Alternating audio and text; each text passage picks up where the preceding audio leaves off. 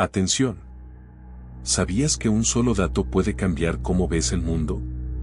Bienvenidos a Curiosidades que te volarán la mente. Aquí descubrirás secretos impactantes, datos que parecen imposibles y curiosidades que te dejarán sin palabras. Si estás listo para sorprenderte, agárrate bien porque lo que viene te volará la mente. Vamos allá. En las sombras de la historia hay nombres que resuenan con terror, personajes que dejaron una marca imborrable por sus crímenes, que impulsa a alguien a cruzar esa línea entre la cordura y el caos. Hoy desvelamos los secretos de los asesinos en serie más notorios de la historia. ¿Cómo logran evadir la justicia por tanto tiempo? ¿Qué patrones y psicologías se ocultan detrás de sus macabros actos? Prepárate para adentrarte en el oscuro mundo de la mente criminal, donde las fronteras entre el bien y el mal se desdibujan. Es un viaje que no dejará indiferente a nadie. Número 5.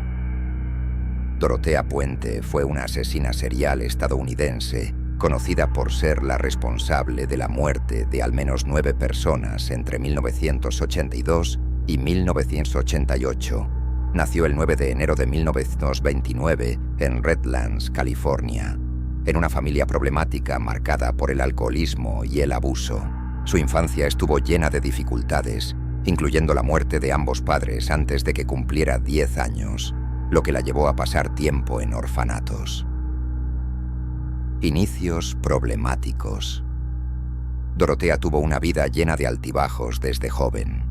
Se casó varias veces, tuvo problemas con la ley por falsificación de cheques y pequeños delitos, y desarrolló un patrón de manipulación y engaño. Pasó un tiempo en prisión por estos crímenes y desarrolló una reputación como una mujer astuta y carismática. La pensión de Sacramento. En la década de 1980, Puente se mudó a Sacramento, California, donde abrió una pensión en su casa en 1426 F Street. Allí ofrecía alojamiento a personas vulnerables, incluidos ancianos, indigentes y personas con problemas de salud mental. Puente era conocida como una mujer amable que cuidaba de sus inquilinos, pero detrás de esta fachada se escondía un lado oscuro. Dorothea comenzó a asesinar a algunos de sus inquilinos para quedarse con sus cheques de asistencia social. Les suministraba medicamentos que los debilitaban o los mataban, y luego enterraba sus cuerpos en el patio trasero de la casa. Su esquema le permitió robar miles de dólares, mientras mantenía la apariencia de una cuidadora confiable. Investigación y arresto. El caso de Puente salió a la luz en 1988, cuando un trabajador social reportó la desaparición de un cliente suyo que vivía en la pensión. La policía visitó la casa de Puente y notó comportamientos sospechosos. Al excavar en el jardín, descubrieron 7 cuerpos enterrados. Puente, inicialmente cooperativa, logró escapar durante la investigación, pero fue capturada días después, en Los Ángeles, tras ser reconocida por un cliente en un bar. Juicio y condena. Dorothea Puente fue juzgada en 1992 por 9 asesinatos. Aunque su defensa intentó argumentar que solo había robado a los inquilinos y no los había matado, el jurado la encontró culpable de 3 asesinatos y fue sentenciada a cadena perpetua sin posibilidad de libertad condicional. Puente siempre afirmó su inocencia, incluso en prisión. Muerte. Dorothea Puente murió el 27 de marzo de 2011, a los 82 años, en una prisión de California. Su caso sigue siendo uno de los más notorios de la historia criminal de los Estados Unidos, y su casa en Sacramento se ha convertido en un punto de interés para los curiosos de los crímenes reales. La historia de Puente es un recordatorio de cómo algunas personas pueden ocultar su verdadera naturaleza detrás de una fachada de amabilidad, y cómo sus crímenes impactaron a las comunidades más vulnerables. Número 4. Andrei Chikatilo, conocido como el carnicero de Rostov, fue uno de los asesinos en serie más infames de la Unión Soviética. Nació el 16 de octubre de 1936 en Ucrania, en una familia campesina durante una época de gran hambruna y pobreza en la región. Su vida estuvo marcada por traumas tempranos y eventos que podrían haber influido en su comportamiento futuro. Infancia y juventud. Chikatilo creció durante la hambruna de Holodomor, lo que dejó a su familia en condiciones extremadamente difíciles.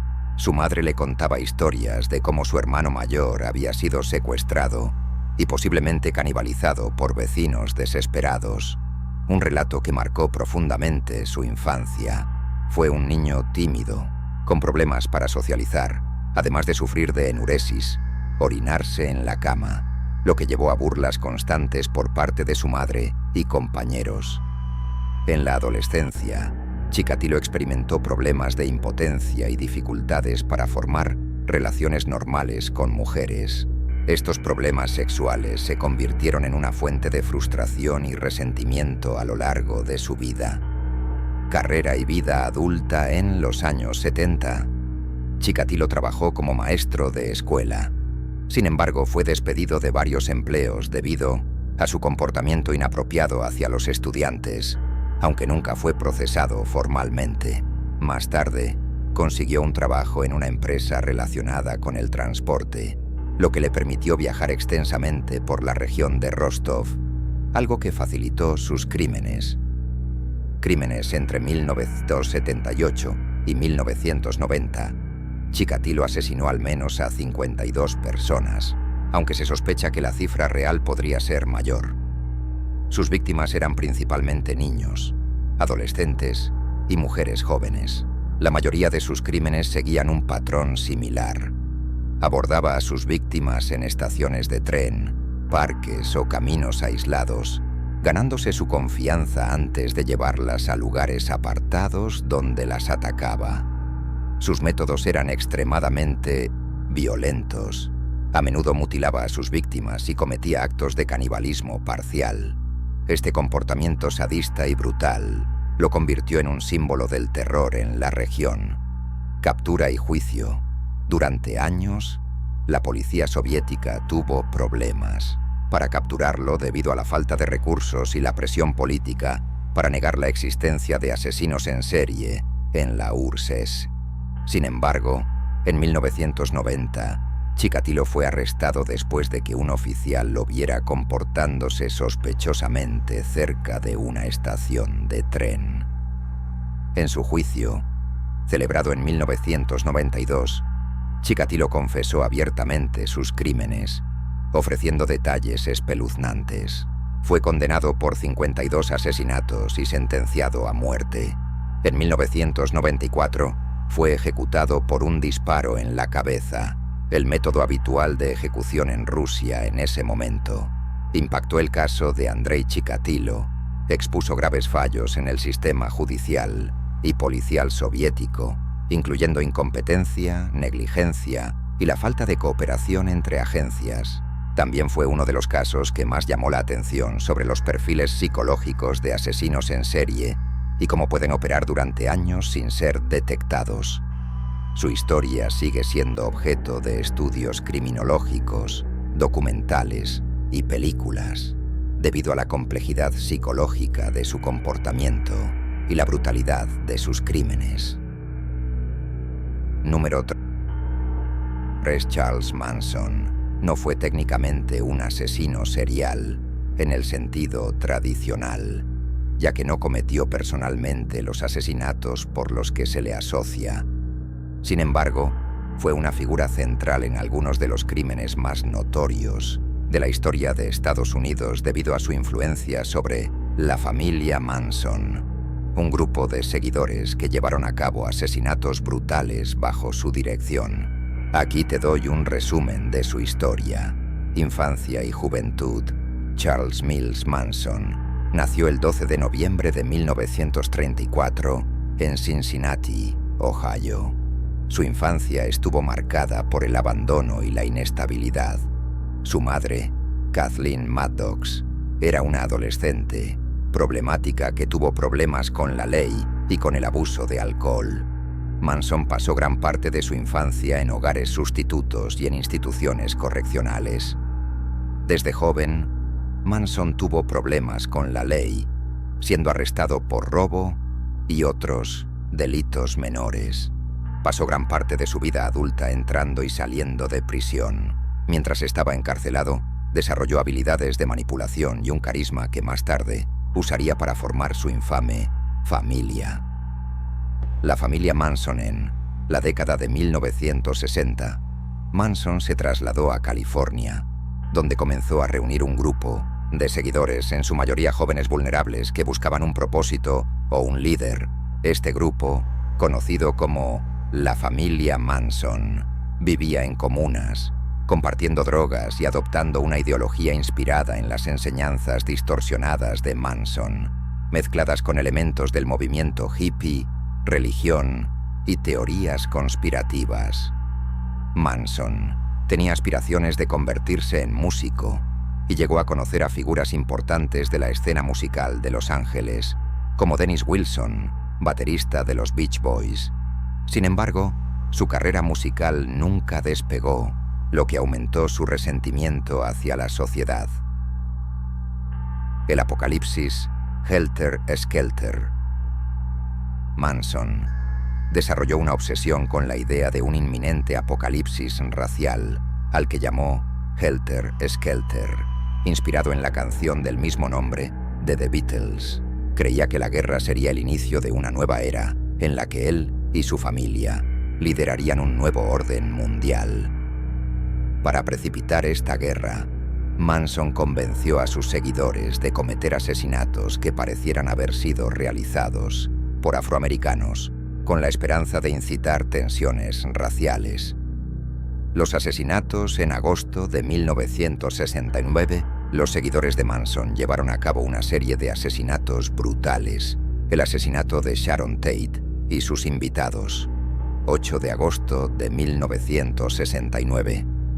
En la casa de la actriz Sharon Tate, los miembros de la familia Manson asesinaron brutalmente a 5 personas, incluida Tate, quien estaba embarazada de 8 meses y medio. Los demás fallecidos fueron Jay Sebring, Abigail Folger, Wojciech Frykowski y Steven Parent. Las escenas del crimen fueron aterradoras, con mensajes escritos en sangre en las paredes, como pig, cerdo. El asesinato de Leno y Rosemary LaBianca, 9 de agosto de 1969. La noche siguiente, miembros de la familia asesinaron al matrimonio, LaBianca en su casa, dejando mensajes similares en sangre en la escena. Arresto y juicio en 1969. Manson y varios miembros de la familia fueron arrestados por cargos no relacionados. Sin embargo, las investigaciones pronto conectaron a Manson con los asesinatos. El juicio comenzó en 1970 y se convirtió en un espectáculo mediático. Manson y sus seguidores mostraban un comportamiento extraño, como cantar en la sala del tribunal y tallarse cruces en la frente. Manson no cometió personalmente los asesinatos, pero fue condenado por conspiración para cometerlos debido a la influencia que ejercía sobre sus seguidores. En 1971 fue sentenciado a pena de muerte, pero la sentencia se conmutó por cadena perpetua cuando California abolió temporalmente la pena de muerte. Vida en prisión. Durante su tiempo en prisión, Manson continuó siendo una figura infame y polarizante. Dio varias entrevistas a los medios, mostrando un comportamiento errático y alimentando su leyenda oscura. Algunos lo veían como un símbolo de maldad pura, mientras que otros lo consideraban un producto de una sociedad rota. Muerte. Charles Manson murió el 19 de noviembre de 2017, a los 83 años, por causas naturales mientras estaba encarcelado. Legado. Manson sigue siendo una figura de fascinación mórbida, en parte por el horror de sus crímenes y en parte por su habilidad para manipular a sus seguidores. Su caso plantea preguntas importantes sobre la psicología de las sectas, la influencia social y el lado oscuro de los movimientos contraculturales de los años 60. Número 2. John Wayne Gacy, conocido como el payaso asesino, fue un asesino en serie estadounidense que aterrorizó a Chicago durante la década de 1970. Su historia es impactante por la brutalidad de sus crímenes y la doble vida que llevaba. Aquí tienes un resumen de su vida y actos. Infancia y juventud. John Wayne Gacy nació el 17 de marzo de 1942 en Chicago, Illinois. Su infancia estuvo marcada por el abuso físico y emocional de su padre, un alcohólico que lo maltrataba y lo menospreciaba constantemente.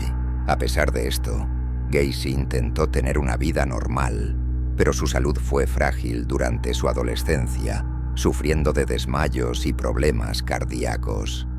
Vida adulta. En su vida adulta, Gacy se convirtió en un ciudadano aparentemente ejemplar. Estuvo casado 2 veces y fue padre de 2 hijos. Era conocido por su participación activa en la comunidad y en eventos sociales. Trabajaba como contratista y dirigía su propia empresa de construcción, lo que le permitió establecer conexiones en su vecindario. Gacy también era conocido por su afición a vestirse de payaso en eventos comunitarios y fiestas infantiles, utilizando los nombres de Pogo el payaso y Patches el payaso. Este aspecto de su vida contribuyó a su apodo macabro más tarde. Los crímenes. A pesar de su fachada respetable, Gacy llevaba una vida secreta y perturbadora. Entre 1972 y 1978, Gacy asesinó al menos a 33 jóvenes y adolescentes varones. Su modus operandi consistía en atraer a sus víctimas con la promesa de trabajo o invitándolas a su casa para tomar algo. Una vez allí, las sometía con engaños, como fingir hacer trucos de magia con esposas, para luego inmovilizarlas y abusar de ellas. Tras torturarlas y violarlas, Gacy las estrangulaba con un garrote. Enterró a la mayoría de sus víctimas en el sótano de su casa en Norwood Park, Chicago. Cuando el espacio en su sótano se agotó, comenzó a arrojar cuerpos al río Des Plaines. Arresto y juicio. El principio del fin para Gacy llegó en diciembre de 1978, cuando un joven llamado Robert Piest, de 15 años, desapareció tras haber sido visto por última vez con Gacy. Esto llevó a la policía a investigar al contratista. Durante la investigación se descubrieron rastros de sus crímenes, como olores fétidos provenientes de su sótano y objetos personales de las víctimas en su casa. Finalmente, Gacy confesó sus crímenes en 1978. Las autoridades encontraron los restos de 29 víctimas en su propiedad y confirmaron que otras 4 habían sido arrojadas al río. Condena y ejecución. En 1980, Gacy fue condenado por 33 asesinatos, una cifra récord en ese momento en Estados Unidos. Fue sentenciado a muerte y pasó 14 años en el corredor de la muerte. Durante este tiempo, se dedicó a pintar cuadros, algunos de los cuales se vendieron por sumas considerables. El 10 de mayo de 1994, John Wayne Gacy fue ejecutado por inyección letal en la prisión estatal de Joliet, Illinois. Sus últimas palabras fueron "Kiss my ass", bésame el trasero, lo que reflejaba su falta de remordimiento. Impacto cultural. El caso de Gacy ha inspirado múltiples libros, documentales y películas. Su historia es un recordatorio escalofriante de cómo alguien puede esconder una personalidad monstruosa detrás de una fachada de normalidad. Su apodo, el payaso asesino, también contribuyó a la idea popular de los payasos como figuras inquietantes. Número 1. Ted Bundy es uno de los asesinos en serie más notorios de la historia, conocido por su carisma, inteligencia y la brutalidad de sus crímenes. A continuación, te cuento su historia, infancia y juventud. Theodore Robert Bundy nació en la Ceamaendeder, 24 de noviembre de 1946, en Burlington, Vermont, Estados Unidos. Fue criado por su madre, Eleanor Louise Cowell, y creció creyendo que sus abuelos eran sus padres y que su madre biológica era su hermana, una mentira que tuvo un impacto profundo en su identidad. Desde pequeño, Bundy mostró comportamientos inusuales, como una fascinación mórbida por la violencia. Aunque era inteligente y carismático, también era reservado y tenía problemas para relacionarse socialmente. Asistió a la Universidad de Washington, donde estudió psicología, y más tarde se inscribió en la Facultad de Derecho, aunque nunca terminó sus estudios. Inicio de sus crímenes, Bundy comenzó a cometer asesinatos en la década de 1970. Se cree que su primera víctima fue en 1974, pero más tarde confesó haber matado antes de esa fecha. Seleccionaba a mujeres jóvenes, generalmente de cabello largo y oscuro, a menudo utilizando su encanto para ganar su confianza. Fingía estar herido o necesitaba ayuda para atraerlas a su auto, donde las secuestraba y posteriormente las asesinaba. Sus crímenes solían incluir secuestros, violaciones, estrangulamientos y desmembramientos. También regresaba a los lugares donde había dejado los cuerpos para cometer necrofilia. Bundy confesó haber matado al menos a 30 mujeres, aunque se cree que la cifra real podría ser mucho mayor. Modus operandi Bundy era meticuloso y calculador. Se presentaba como un hombre confiable, incluso amable, lo que desarmaba a sus víctimas. Utilizaba muletas, un brazo enyesado, o fingía tener problemas mecánicos con su auto para pedir ayuda, aprovechándose de la empatía de las mujeres. Sus crímenes abarcaban varios estados de Estados Unidos, como Utah, Colorado, Washington, Oregón y Florida. Debido a esto, las autoridades tuvieron dificultades para conectarlos inicialmente. Captura y juicio. Bundy fue arrestado por primera vez en 1965 en Utah, tras ser detenido por conducir de manera errática. En su auto, la policía encontró herramientas sospechosas, como cuerdas, un picahielos y esposas. Esto llevó a su vinculación con varias desapariciones. Aunque logró escapar de la cárcel 2 veces, en 1977, finalmente fue capturado en Florida en 1978. Su juicio por los asesinatos en ese estado fue altamente mediático. Bundy, siempre confiado en su inteligencia, actuó como su propio abogado y utilizó el juicio como una plataforma para llamar la atención. En 1979, fue condenado a muerte por el asesinato de 2 mujeres en una fraternidad de la Universidad Estatal de Florida. Más tarde, recibió una tercera sentencia de muerte por el asesinato de una niña de 12 años, Kimberly Leach. Ejecución. Después de años de apelaciones, Ted Bundy fue ejecutado en la silla eléctrica el 24 de enero de 1999 en la prisión estatal de Florida. En los días previos a su ejecución, confesó detalles de sus crímenes, intentando ganar tiempo con las autoridades. Legado el caso de Ted Bundy, dejó una marca profunda en la criminología y la percepción pública sobre los asesinos en serie. Su capacidad para esconder su verdadera naturaleza tras una fachada de normalidad desafió las ideas preconcebidas sobre cómo lucen y actúan los criminales. Su historia ha sido objeto de múltiples libros, documentales y películas, incluidos el documental Conversations with a Killer, The Ted Bundy Tapes, en Netflix, y la película Extremely Wicked, Shockingly Evil and Vile, protagonizada por Zac Efron. Su caso sigue siendo estudiado como un ejemplo de manipulación, psicopatía y la naturaleza oscura de algunos seres humanos. Esto es solo el comienzo de las curiosidades que cambiarán tu forma de ver el mundo. Si te quedaste con ganas de más, no te pierdas el próximo video, porque lo que viene es aún más sorprendente.